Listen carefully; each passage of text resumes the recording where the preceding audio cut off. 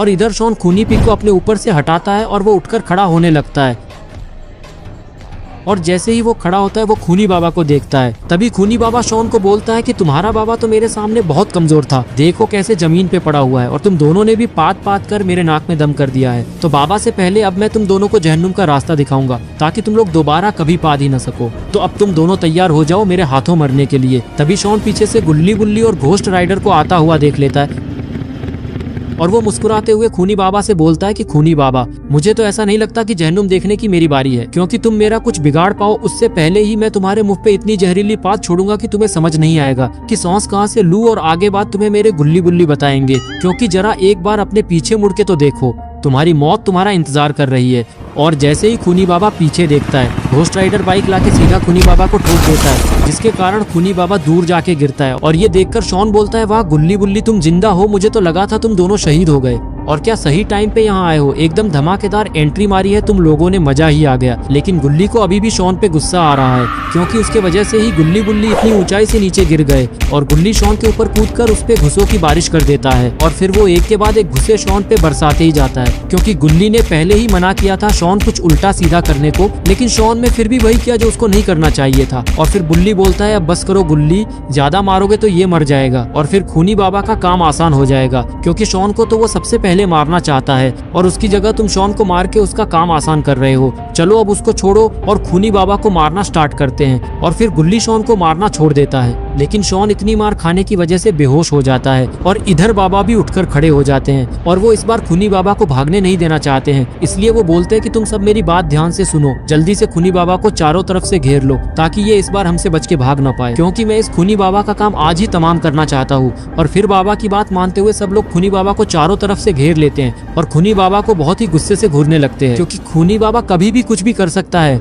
इसलिए इन लोगों को पहले से उसके हमले के लिए तैयार रहना पड़ेगा। कल्लू मामा की नजर तो खूनी बाबा के ऊपर ही है, जैसे ही वो कुछ हलचल करेगा कल्लू मामा सीधा हैमर से उसका काम तमाम कर देंगे। और घोस्ट राइडर भी रेडी है खूनी बाबा को अपनी आग से जलाने के लिए। लगता है अब खूनी बाबा का अंत करीब है। और तभी खूनी बाबा उठकर खड़ा हो जाता है और वो देखता है कि उसको चारों तरफ से इन लोगों ने घेर कर रखा हुआ है, लेकिन खूनी बाबा जानता है कि ये लोग उसका कुछ नहीं बिगाड़ सकते। इसलिए खूनी बाबा बोलता है कि तुम लोग भूल गए क्या, पिछले बार भी तुम लोगों ने मिलके मुझ पे हमला किया था, लेकिन तुम लोग मेरा कुछ नहीं बिगाड़ पाए थे। इस बार भी वैसा ही होगा, लेकिन इस बार मैं तुम लोगों को एक साथ जहन्नुम का रास्ता दिखा दूंगा। तुम लोग चाहे कितनी भी कोशिश कर लो, तुम लोग मुझे नहीं हरा सकते, क्योंकि मेरे पास काली शक्तियां हैं। और तभी बाबा खूनी बाबा पे लेजर का हमला कर देते हैं, लेकिन अरे ये क्या, खूनी बाबा ने तो ये हमला हाथ से ही रोक लिया और उसको तो इस लेजर से बिल्कुल भी फर्क नहीं पड़ रहा। और फिर खूनी बाबा बोलता है कि बाबा लंगोटी लाल, एक ही हमला कितनी बार इस्तेमाल करोगे, ये सब हमले अब मेरे सामने बेकार हैं, तुम्हें कुछ नया करना होगा। और तभी कल्लू मामा भी दूसरी तरफ से बिजली मारने लगते हैं। इस हमले से तो खूनी बाबा का काम तमाम हो गया होगा, लेकिन अरे ये क्या, खूनी बाबा ने तो ये हमला भी अपने दूसरे हाथ से रोक लिया।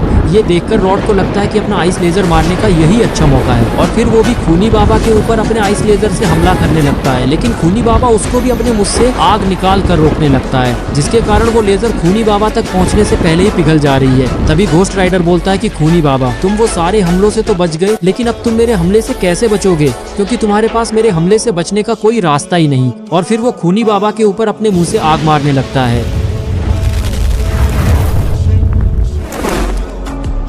लेकिन खूनी बाबा एकदम से आसमान में उड़ जाता है और ये सारे हमले के टकराने के वजह से वहाँ पे एक बहुत बड़ा धमाका होता है और चारों तरफ धुआं धुआं हो जाता है। और इस धमाके के कारण सभी लोग बेहोश हो जाते हैं। घोस्ट राइडर, कल्लू मामा, रॉड और बाबा भी उस धमाके की वजह से बेहोश हो गए। लेकिन खूनी बाबा कहाँ गया, वो उस धमाके से मर तो नहीं गया। अरे ये क्या, खूनी बाबा तो बच गया। और फिर वो नीचे आके इन सब की ऐसी हालत देखकर जोर जोर से हंसने लगता है।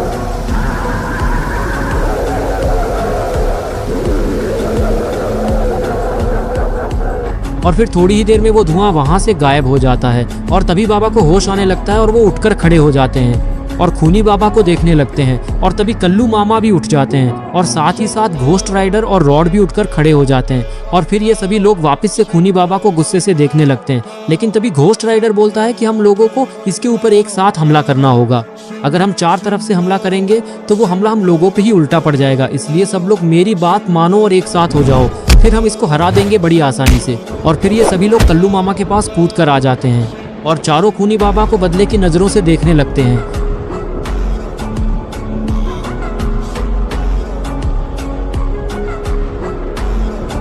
तभी खूनी बाबा समझ जाता है कि उसको भी कुछ करना होगा और वो इन लोगों से बोलता है कि अब बहुत हो गया, तुम लोगों ने मुझे अकेला समझ के बहुत बड़ी गलती की है। तुम 4 मिलके मुझे नहीं हरा पा रहे हो, तो जो अब मैं करने जा रहा हूँ उसके बाद तो तुम लोगों की हालत खराब हो जाएगी और तुम सब मेरे आगे घुटने टेक दोगे। इतना बोलने के बाद खूनी बाबा वो करता है जिसकी किसी ने भी उम्मीद नहीं की थी। वो सीधा हवा में उड़ जाता है और जोर से चिल्लाता है, जिसके कारण उसके बाकी रूप भी उसके आजू बाजू में आ जाते हैं।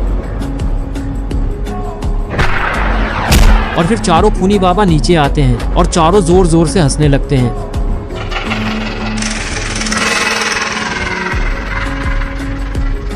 ये देखकर गुल्ली और बुल्ली बहुत ही ज्यादा घबरा जाते हैं क्योंकि उन्होंने आज से पहले ऐसा मंजर कभी नहीं देखा। और फिर गुल्ली बोलता है कि बाबा, हम लोग तो एक खूनी बाबा को नहीं हरा पा रहे थे और अब तो ये 4-4 हैं, अब हम लोग इसको कैसे हराएंगे, क्योंकि ये चारों तो बहुत ही ज्यादा शक्तिशाली हैं। मुझे तो अब डर लग रहा है, लगता है खूनी पिग सही बोल रहा था, हम लोगों को घर ही चले जाना चाहिए था, हम इसको फिर कभी हरा देते। तभी खूनी बाबा बोलता है कि पहले तुम 4 लोग मिलके मुझसे लड़ रहे थे, अब हम लोग भी 4 हैं, इसका मतलब अब मुकाबला टक्कर का होगा। वैसे तो मुझे पता है कि हम लोग ही जीतने वाले हैं, क्योंकि गुल्ली एकदम सही बोल रहा कि तुम 4 मिलके मुझे अकेले को नहीं हरा पाए, तो अब तो हम लोग भी 4 हैं, तो अब कैसे हरा पाओगे तुम लोग हमको। तभी बाबा बोलते हैं कि बहुत हो गई तुम लोगों की बकबक, अब मेरा दिमाग खराब हो रहा है और मुझे तुम्हारी ये गंदी शक्ल अब और नहीं देखनी है, इसलिए तुम अब बोलना बंद करो और आके हमसे लड़ो, ताकि तुम्हें हरा के हम लोग चैन की नींद सो सके। और अब चारों खूनी बाबा और ये चारों आमने सामने हैं। और तभी घोस्ट राइडर अपने मुंह से आग फेंकने लगता है, लेकिन खूनी बाबा उस आग को अपनी काली शक्तियों से रोकने लगता है। अब पता नहीं कौन किस पे भारी पड़ेगा। और तभी रॉड भी अपने मुंह से आइस लेसर मारने लगता है। उसको सबसे पुराना वाला खूनी बाबा अपने आंखों से लेसर मारकर रोकने लगता है और उसका लेसर भी रॉड पे भारी पड़ रहा है। और कल्लू मामा तो बिजली मार रहे हैं अपने हैमर से, लेकिन नकली खूनी बाबा उस बिजली को एक बहुत ही जोरदार लेसर मार के रोक रहा होता है। और ये तीनों खूनी बाबा इन तीनों पे बहुत ही ज्यादा भारी पड़ रहे हैं। और इधर बाबा लंगोटी लाल भी अपने स्टॉर्म ब्रेकर और जादुई छड़ी को एक साथ इस्तेमाल करके पुराने वाले खूनी बाबा पे हमला कर रहे होते हैं, लेकिन उसको भी इससे कुछ फर्क नहीं पड़ता, क्योंकि वो भी बाबा का हमला लाल आग मार के रोक रहा है। और सभी लोग एक दूसरे को बहुत ही जोरदार टक्कर दे रहे हैं और कोई भी हार मानने को तैयार ही नहीं है। चारों खूनी बाबा और बाबा लंगोटी लाल की टीम दोनों ही अपनी पूरी ताकत लगा रहे होते हैं, लेकिन उससे कुछ ज्यादा फर्क नहीं पड़ता। और तभी ये सारी हलचल सुनकर खूनी पिग और शॉन उठकर खड़े हो जाते हैं और देखते हैं कि इधर तो महाभारत चल रही है। तभी शॉन बोलता है कि गुल्ली गुल्ली यहाँ पे 4-4 खूनी बाबा कैसे आ गए, मुझे तो काफी डर लग रहा है और डर की वजह से मुझे तो अब पॉटी भी आ रही है। क्या आज हम लोग घर भी जा पाएंगे या नहीं, क्योंकि यहाँ तो कोई हार मानने को तैयार ही नहीं है। तभी खूनी पिग बोलता है, मैंने तो तुम लोगों को पहले ही बोला था कि मुझे घर जाने दो, लेकिन तुम लोगों ने मुझे जाने नहीं दिया। अभी मैं आराम से घर पे टट्टी कर रहा होता, लेकिन अब ये 4-4 खूनी बाबा मिलके हम लोगों की ही टट्टी निकल देंगे। तभी खूनी बाबा बोलता है कि हार मान लो तुम सब, क्योंकि तुम सब मिलके भी हम चारों को नहीं हरा सकते, क्योंकि तुम लोगों को भी पता है कि हम लोग कितने ताकतवर हैं और इनके अंदर भी अब मेरे अंदर की थोड़ी थोड़ी काली शक्तियां जा चुकी हैं और तुम लोग को हराने के बाद मैं इस दुनिया पे राज करूंगा। तभी कल्लू मामा बोलते हैं, मूर्ख खूनी बाबा, लगता है तुम भूल गए कि थोड़े देर पहले तुम हमसे डर के भाग गए थे और अब तुम कहीं भागने के लायक नहीं बचोगे, क्योंकि आज और अभी हम लोग तुम्हें और तुम्हारे ये चारों रूप को खत्म कर देंगे और फिर चैन की नींद सोएंगे। कल्लू मामा इतना बोलते ही है, तब तक इन सबके इतने खतरनाक हमलों के टकराने की वजह से वहाँ पे एक बहुत ही बड़ा धमाका होता है और लगता है इस धमाके में सभी लोग खत्म हो गए होंगे। लेकिन अरे ये क्या, खूनी बाबा और घोस्ट राइडर को कुछ नहीं हुआ और ये दोनों अभी भी एक दूसरे पे हमला करना बंद नहीं कर रहे हैं और दोनों अपनी पूरी ताकत लगा के एक दूसरे पे हमला करते रहते हैं।